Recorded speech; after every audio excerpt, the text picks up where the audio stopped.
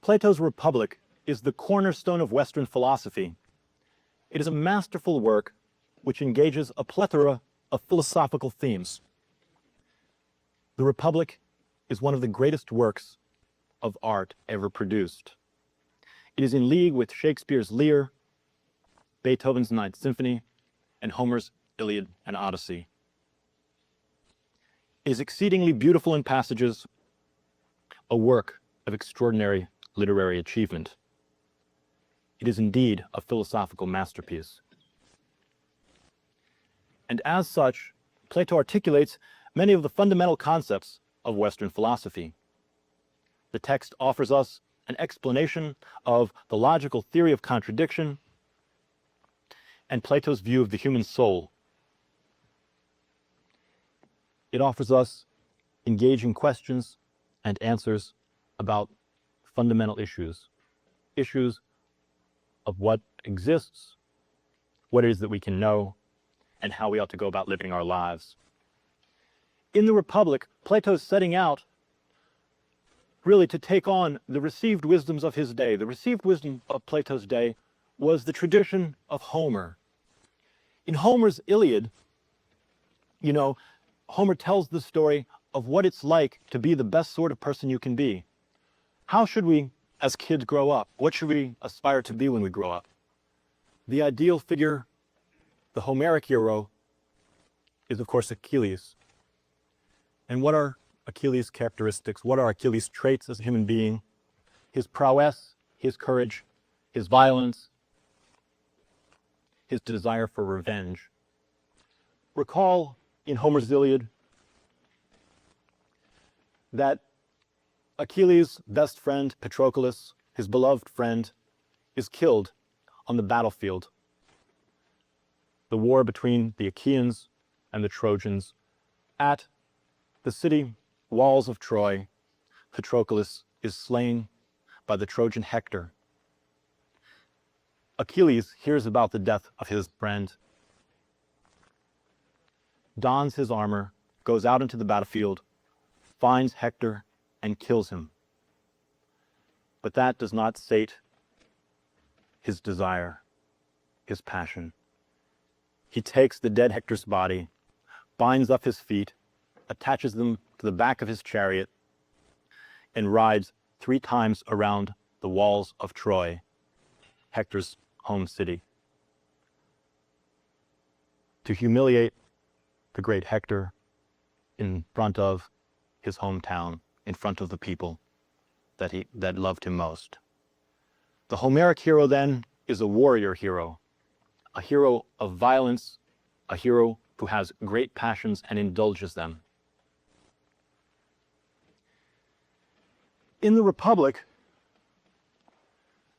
Plato seeks to transvalue that notion of what it is to be best.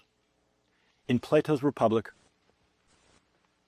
we find not Achilles as the great hero, not that the point of life is violence and revenge. We find instead the transvaluation of Achilles with the Platonic hero, Socrates.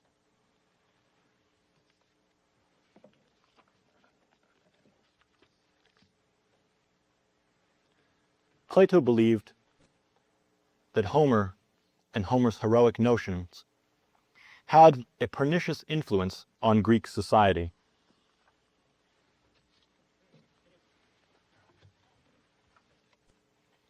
Plato believed indeed that Homer's hero had a pernicious or evil influence on the people of ancient Greece. And if we are today to accept the notion of Homer's hero, Achilles, as best a pernicious or evil influence on us. Instead, he offers us in the course of the Republic a new hero, Socrates. Socrates believes that knowledge and inquiry and philosophical examination are what is best in life, what it means to lead the best and most just life. Socrates is an educator of people. He seeks to educate their souls, and after all, Plato believes that souls are what we really are. Plato's Republic, then, is an overturning of the Homeric worldview, but it's more than just this. It's about truth and justice and beauty and poetry, aesthetics. It's about how we ought raise our children and how we ought educate ourselves. It's about how we should grow old, how we should face death, and what happens to us when we die. It offers us a tripartite theory of soul. It discusses how we ought best organize ourselves as individuals and the society at large.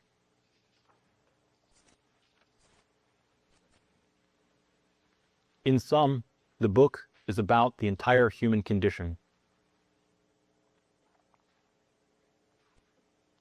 The Republic is the dialogue which takes place in the course of one night, a discussion among 11 men sitting about in Cephalus's living room in the port town of Athens, the Piraeus, in ancient Greece.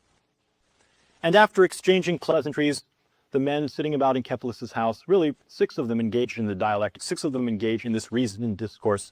The others, as might often be the case in a discussion in your own living room, sit about and listen mostly. Don't have that much to say.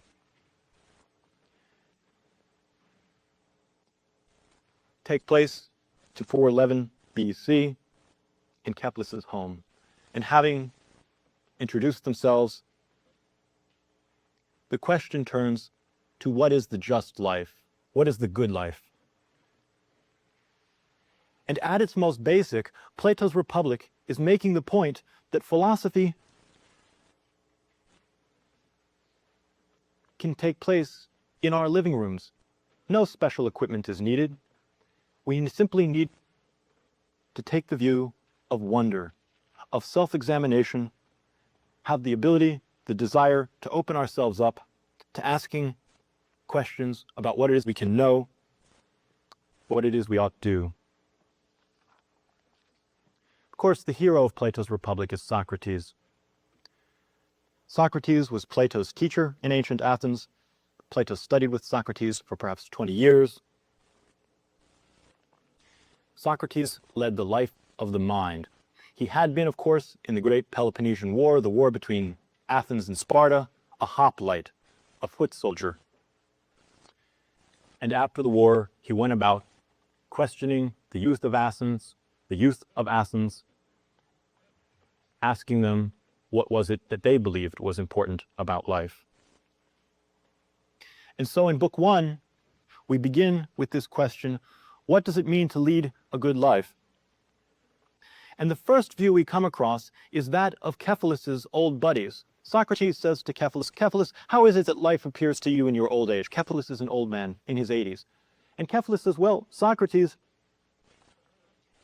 my old buddies and I, when we were young, we had a good life then, but now life seems only a cruel joke to us. When we were young, we went out, we went to parties, we engaged our sensual desires, we ate gluttonously, we engaged in orgiastic feasts. But now, Socrates, to my old friends, they really can't seem to generate sorts of sensual desires, the desires for a high hedonic tone in their lives, in their old age. And so to them, Socrates, life appears to be a cruel joke, as if they are already dead. Plato's point here is that if a meaningful life is to have use, meaning, and importance in youth, in middle age, and in old age, it must be about something more than simply the desire to satiate our sensual physical pleasures, the pleasures we get from tactile enjoyments, the pleasures we get from eating and drinking and partying with our friends.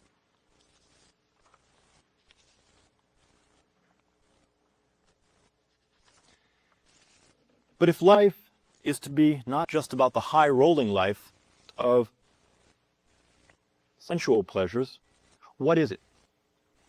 we have in the course of Book 1 of the Republic a series of interlocutors which engage Socrates on this issue. But in turn, and as we will see in Professor Dalton's lecture on the subject, in turn, Socrates dismisses each of these possible views. We can't, Socrates says, simply come to know what the best life is by appealing to an authority. Let's go get Simonides. Let's go get an important book, perhaps Shakespeare. We'll just read Shakespeare. Whatever he says, that must be right. No, Plato says no. You must yourselves be willing to engage in reasoned speech, to yourselves sit around among your friends and discuss what it is that you yourselves find important. The unexamined life is not worth living. Examination is what we should seek to be and to do. At the end of Book 1 of the Republic, Socrates has listened to Cephalus, Cephalus' son Polemarchus, and to Thrasymachus assert different views about what they perceive justice to be, the good life to be. He dismisses each of these in turn. And in books 2 through 10 of the Republic is composed of 10 books. In books 2 through 10, we find Plato's response, Plato's answer to what it means to lead a good life. At the beginning of Book 2, Glaucon and Adeimantus, two of the interlocutors in the text, by the way, are Plato's brothers. They actually were Plato's brothers in ancient Greece. Glaucon presses the argument. He says to Socrates, well, Socrates, you're a wise man, and you've shown that Cephalus' view, Polemarchus' view, and Thrasymachus' views in Book 1 make little sense. What is it that you think? And why, Socrates, ought we lead an ethically just life? Look, Socrates, you know, he says, the myth of Gyges. The myth of Gyges was a popular myth, much circulated in ancient Greece. You can read it in Herodotus' histories, various versions floating around. The myth of Gyges was basically this. There was a fellow who was a shepherd, Gyges. Basically today we might say he was a secretary, an auto mechanic, a medical doctor, just like us, going about his business in the world. And one day, a great storm occurred, and the earth opened up, and Gyges went down into the earth, and there he found a bronze horse. Within the bronze horse, he found a golden ring. He put it upon his finger and turned it inward, turned the collet of the ring inward. He went out of the cave, and he noticed something really wild. He noticed that his friends were speaking to him, I beg your pardon, his friends were speaking about him as if he weren't even there. This ring was a secret ring, a special ring that gave him the power of invisibility. It gave him the chance, if you will, to remove his body from his soul. And he was, if you want to think of it this way, he was pure soul. And Glaucon said, Socrates, you know what happens in the myth of Gyges. Most people would be like this. Given the power of a guy, given the power to be whatever they wanted to be, people would act like Gyges. And what Gyges does in this traditional myth of ancient Greece, he comes out, he realizes, check this out. I'm invisible. I have the power of a god. Let's see now. What is it that I'd like to do? I'd like all of the wealth in the kingdom. Just for starters, he goes, no one can see him, he kills the king, he rapes the king's wife. Hedonistic desires. Plato's point, Glaucon's point is, look, if you could be whatever you wanted to be, wouldn't it be to be one of the richest women or men in the world? Wouldn't it be to have the most beautiful sexual partner in the world? Wouldn't it be a life of hedonic, sensual pleasures? This is the question which Glaucon presses the argument with. Socrates responds, no how, Glaucon. If you think that is a contented life, if you think that is the sort of life that you should seek, a life of money, money, money, and sex, a life of MTV and hedonistic partying pleasures, you got it very wrong. Instead, Socrates says, the truly contented man is the man or woman who can come to see the forms, can come to rend the veil of Maya, can come to see beyond the ephemeral world of sexual delights and understand that there is a transcendental absolute. Even, Socrates says, if you are having your eyes gouged out or you are being tormented in the worst possible way. If you are truly philosophically minded, if you know the good, if you are able to achieve knowledge of the idea of the good and keep your mind's eye focused on what is really important about the world, sure, it'll cause your body physical pain, but you'll realize that that's not what's important. In response then to the myth of Gyges, Socrates argues that the truly just life, the best life, is the philosophic life, the life of contemplation, the life of the mind, the life which seeks to know truth and beauty and justice in their absolute forms, and not merely in the turbulent, changing world around us. In order to explain his view, Socrates offers us his tripartite theory of soul. That is to say, a soul which has three parts. But he doesn't simply do this ex cathedra. He does not simply assert from authority that there must be three parts to the soul. Write it down, that's it. Instead, he sets about proving it using logic. In fact, he introduces, for the first time in the West, a complete assertion of the fundamental essence of logic, the theory of logical contradiction. He has Glaucon agree to the proposition, a proposition which has subsequently certainly been agreed to by Western philosophers, that a thing cannot be both what it is and what it is not at the same time.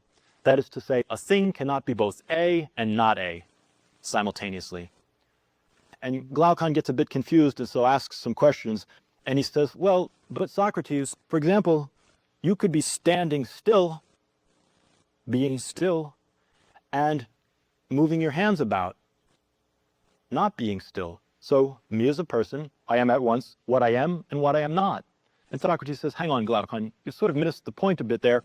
What I mean to say is that in the particular point, a hand, if you will, a particular part cannot be both what it is still and what it is not in motion at the same time. So establishing this theory of logical contradiction, really a brilliant and important contribution in Western philosophy. Socrates then goes on to construct his theory of the tripartite notion of our souls or our personalities or our psyches.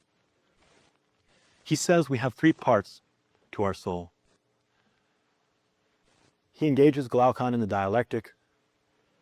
Glaucon, is it not the case that you have a rational aspect of your soul, right? You can go home, you can calculate your phone bill, you can do simple mathematical problems, you can indeed even do perhaps more complex mathematical problems. There's a part of your personality that is inclined toward reason, a part of your personality that allows you to engage in dialectic, logos, reasoned speech. And Glaucon says, surely, Socrates, this is the way it appears to me. Is it not also the case, Socrates suggests, that while you're engaging in filling out your tax forms or working on your phone bill, that at the same time you have another aspect of your soul, a desiring part. You have a great pang in your stomach for lunch. You have a desire which you feel simultaneously with your calculation. And so, since the thing cannot be both what it is, calculating, and what it is not, desiring, at the same time, Socrates shows to Glaucon, using the theory of contradiction then, that there must be at least two parts to the soul. The mathematical, rational, calculating aspect of the human soul, and the desiring part, to eat and drink, the part of us which seeks sensual pleasures. And Glaucon turns to Socrates and says, well, Socrates, that just seems to about do it to me. It looks like we have two parts to our soul. And Socrates says, are you satisfied with that, Glaucon? Glaucon says, yes, Socrates, it seems good. Looks like we're two parts to our psyches. But Socrates says, hang on now, Glaucon, hang on.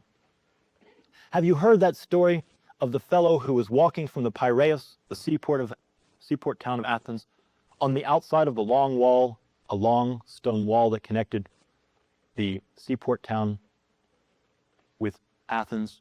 And as he was walking along, he noticed off in the distance a really horrible scene, a scene of human carnage and bloodshed. Pile of bodies, really ghastly in appearance. And as he walked closer to them, as he walked closer to this horrible sight, he had a desire to feast his eyes upon the blood and the gore. At the same time, Glaucon, you've heard, of course, that he also had a countervailing emotional reaction, a countervailing spirited reaction within him, which said, I am enraged by this feeling I have. These people are dead. It's a horrible situation. I should not be gaining desirous enjoyment from feasting my eyes upon the situation. And so he burst out in great rage. There was then another aspect to his soul, an emotional or spirited aspect, which, in the story which Socrates tells, said to his desiring part, feast your eyes, feast, with great rage. And so Socrates then develops the idea that if there are these two countervailing notions, a notion of spiritedness or emotion and a feeling of desire, there must be, since a thing cannot be both what it is and what it is not simultaneously, there must be these two countervailing notions of soul as well as that of reason. I think a way in contemporary times of trying to understand what Socrates is saying about the relationship between spiritedness and desire is you're driving down the road and there's a horrible car accident, and what do most people do, right? They're driving down the road, the ambulance is there, the police are there, people are being attended to. There's a part of them that recognizes, look, the best thing I can do is to keep driving along. It will help traffic to flow. I can't really be of any help here. It's a horrible, sad situation, this car wreck. But there's another part of them that says, no, I'm going to rubberneck. Wow, look at that. It's that which Socrates is after in his juxtaposition of the spirited or emotional and the desiring aspect of soul. And so, employing his theory of contradiction, Socrates asserts, not simply dogmatically, but through a use of logical proof, that there are three parts to our psyches, in ancient Greek psyche, or what we might today call our souls or our personalities. There is also, Socrates says, a proper alignment between these three aspects. If you want to lead a good life, you shouldn't lead the sort of life that we find Cephalus's buddies leading. We shouldn't lead the sort of life that Gyges leads. That is to say, the life of desire ruling over one's spiritedness. This is the organization of a tyrannical soul, the soul which seeks to reason in order to eat, the soul which has as its goal cheeseburgers, the soul that has as its goal the most greatest celebration of sensuality. I want, gimme, gimme, gimme. I'm going to satiate my own desires. The soul which is constructed in such a way that desire rules over the spirited and rational parts of the soul is a tyrannical soul, Socrates says. It's the sort of soul which Gyges lives. It's the sort of soul which Cephalus's old buddies had in their youths. The best sort of soul is that of the philosopher.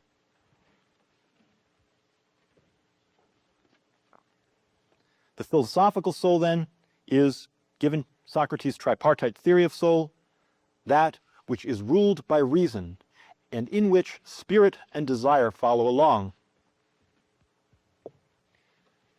In his dialogue, the Phaedrus, Socrates makes this point. He says, you want to understand how you should really organize these three aspects to your personality? It should be the case, he says in the Phaedrus, that reason ought to be the charioteer, and that spiritedness and desire ought to be the white and black stallions, powerful, fearsome, passionate horses that pull along the chariot. Never should you allow desire and emotion desire and spiritedness to run your life. You must always rein them in with your reason. Because, after all, it's reason that makes us different from all the other animals. We imagine that dogs and cats and tigers have desiring aspects and spirited aspects to their soul. But what gives them their arete is not what gives us, as human beings, our own sense of arete, our own sense of what it means to be the best sort of human being we can be, what it means to be a virtuous human being. We have the capacity to engage in reasoned speech, and therefore the organization of our souls along the philosophical line of reason ruling over the spirited and desiring aspects of soul, reining in the passions of emotion and desire. That is best. Socrates isn't saying, kill off your passions. He's saying, no, it's the passions drive the chariot, but it must be reason that organizes how you run your life. We have then various alternative organizations of soul. A timocratic man, An honor-loving man, an honor-loving woman is a person who has a rather confused soul. It's, on Socrates' view, a second best way of running your life. Someone who desires to get the praise of others. Someone who seeks to use their reason to a degree, but also allows their emotion to get in the way. They want, after all, people to say, oh, that was great. Oh, we really love you. They seek after the desire. They seek after the positive pleasures which come from having other people speak to them and tell them that they themselves are good. But they've lost sight of the fact that true goodness is transcendental, that the opinions of mere appearance are not what is important.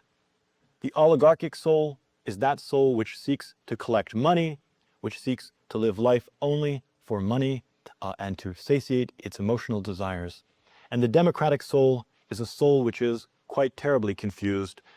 On some days, the spirited aspect of soul runs your life. On other days, you're quite calculating and rational. And on still other days, your passions and desires run your life.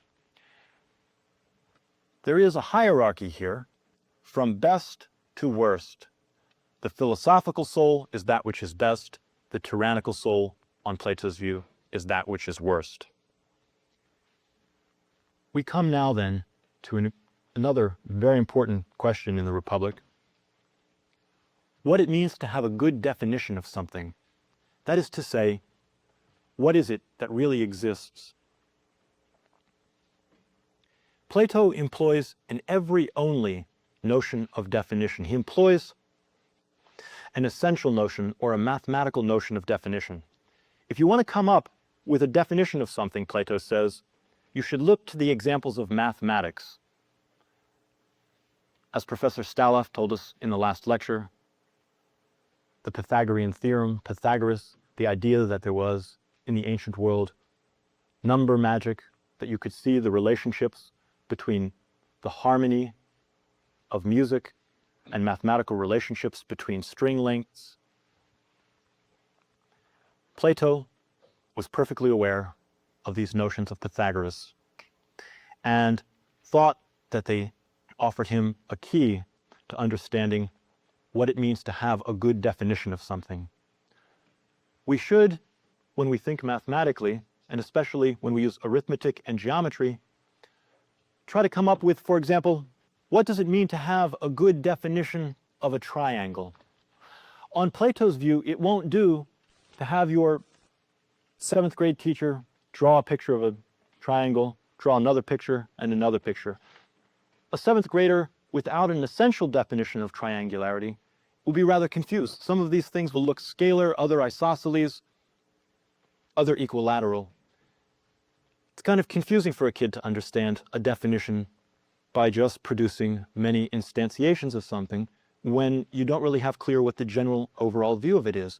And Socrates argues this, that in order to come up with a definition of triangularity, we should come up with a definition geometrically which says this: every triangle is a geometrical object with three sides in which internal angles add up to 180 degrees. This is true for every triangle and only for triangles. And so it is this notion of every onlyness. There's not a whole bunch of definitions of triangularity out there, and if you think triangle can be defined in one way and you think triangle can be defined in another, well, it's all acceptable. Well, I guess this fellow's definition of triangle is okay. Well, it's Thursday, we'll take this definition of triangle. That won't do, Socrates says. You must come up with an essential definition, and every only definition. A triangle is a three-sided figure with angles adding up to 180 degrees. In math, Socrates gives another example. If you're trying to explain to a student what the oddness is in mathematics, what does it mean for a number to be odd? If you say to them 7, 9, 11, 13, 7, 9, 11, 13, okay, well, yeah, 7, 9, and 11, 13, well, what's that? Socrates says it won't do simply to give examples. We have to try to achieve a mathematical or essential definition of a thing. And how he goes about doing that is he says we should give as our absolute, eternal notion of definition, we should give as our essential mathematical notion of definition of oddness, every number which, when divided by 2, has a remainder, and only such numbers, those are odd numbers. So we have, on Plato's view, articulated by Socrates in the Republic, the notion that oddness is an every only definition. Every number divisible by 2 with remainder, and only such numbers. They are odd numbers. And here Socrates says, this gets us at what we're after. It is not what we see, the little squiggle your 7th grade teacher makes on the board for number 7. That's not a 7. A 7 exists in your intellect. Mathematical intellection is not part of the visible world. It is rather part of an intelligible world. A world of ideas.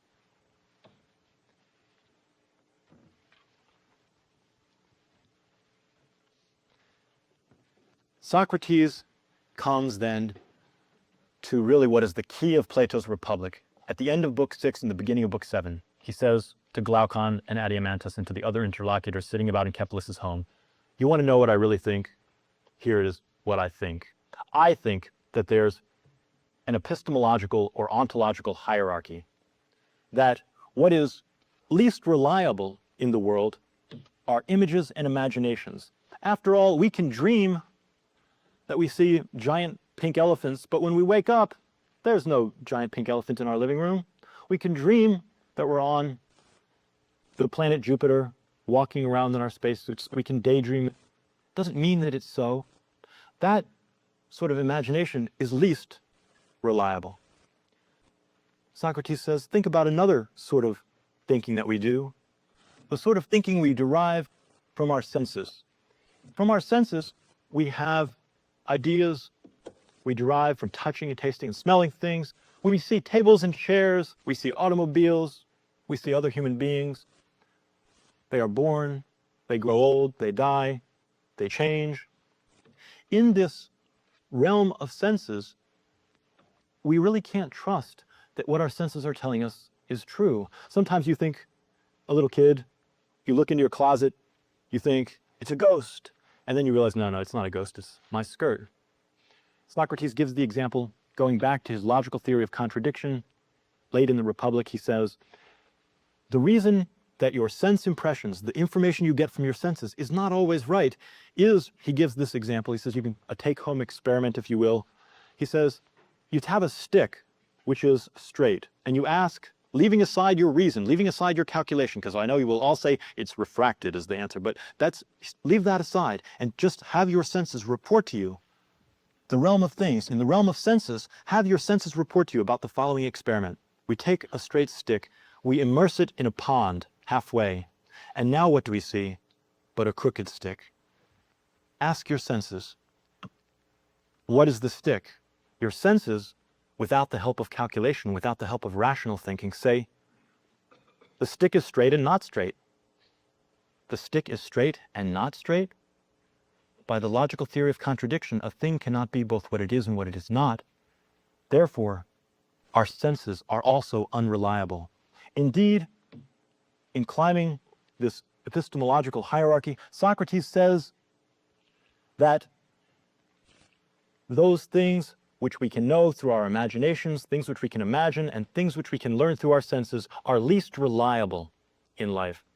That in fact, these things exist in what he calls the visible world, the world we see with our eyes, touch with our hands, smell and hear with our ears, etc. This realm is not very reliable. In fact, he calls it a barbaric bog, a quagmire of confusions. You can't rely on your imagination to tell you what's true. You certainly can't rely also on your senses always to be giving you the right information. He says, however, we're not like animals. Other animals in the animal kingdom, we possess more than just imaginations. After all, we imagine we see our dog, he wakes up from his nap sometimes and traces around. It appears he had a dream, right? So maybe animals have imaginations. Certainly it appears that animals see tables and chairs. They don't go banging around into things. But can any animal take your pet, try to teach it basic math? No, it doesn't work. We as human beings possess rational souls, just as Socrates asserted that there are three aspects to soul.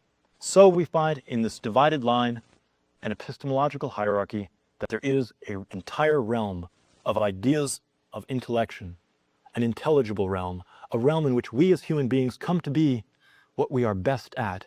We find our arete. The arete of a horse, after all, is to run swiftly. The arete of a dog is to be a fierce fighter. The arete or virtue of a human being is to become intelligent through the use of their capacity to engage in reasonable speech and mathematics. And so Socrates climbs this epistemological hierarchy by arguing that this realm, the realm of ideas, is really the best realm. In fact, it goes to the very issue that if you are being tortured on the rack in life, it doesn't bother you because you have your mind's eye, your capacity to engage in reason, focused in quite another realm, in the rational realm. And indeed, Socrates says in the course of the Republic, if you educate your children and yourselves to move away from the imaginative confusions of believing that what you see on sitcoms on TV is what is really real, and you're even able to overcome the notion that what is best is your sense impressions, you will come to see that the dedicated life of the mind which engages in rational mathematical discourse, is what is best. In fact, after 50 years of education, you can, on Socrates' view, come to a philosophical perspective, that is to say, a dialectical perspective in which we find that philosophy is possible. You come to be able to see the theory of forms. There is a non-predicable thing which is best, the true essence of all things, which is one and immutable and unchanging. This division of one's soul into the rational, the sensual, and the desiring is what is called the divided line. And after he explains this divided line to Glaucon in Book 6 of the Republic, Glaucon, not being altogether on top of his game, says, huh? I don't quite get it, Socrates. Could you explain again? Socrates says, okay, Glaucon, let's look at it this way. Imagine, Socrates says to Glaucon, I'm after the same basic point here, going to try to articulate why it is that we as human beings can know that there is a transcendental absolute. Why is that the case, he says? You know, most people, Socrates asserts, live their lives as if chained in a dark cave. This is a dark cave, well underground. The people have their heads shackled and forced to look at a cave wall. This is the famous allegory of the cave in Book 7 of the Republic, and it's the essence of what Plato is after. Most people, they believe when they watch TV that what they see on TV is really real. Huh? You know, you see Dookie Howser on TV, and people write to Dookie, Dear Dookie, I'm not feeling so well. You're a medical doctor. Please help me, right? Dookie Howser's only an actor. He doesn't know the art of doctoring. Most people are confused by the false images they perceive presented to them in the popular culture. Most people think that what's important in life is getting together with your friends and going out to hear rock music and getting all stimulated and getting all sensually tingly. Huh? Socrates says, no, no. The masses of men and women lead lives of quiet desperation, believing in the darkness of the cave that the images projected here, the images projected by myth makers who assert the stories that the popular culture believes in, the poets, the people who write scripts for television shows, those sorts of people make up stories.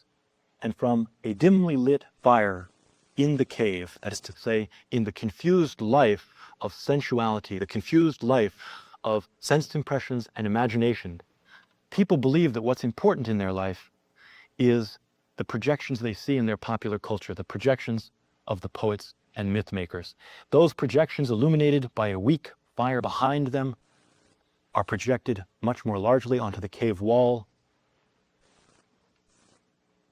The spirit of things then, understood by the masses of people, is that all there is the veil of illusion. All there is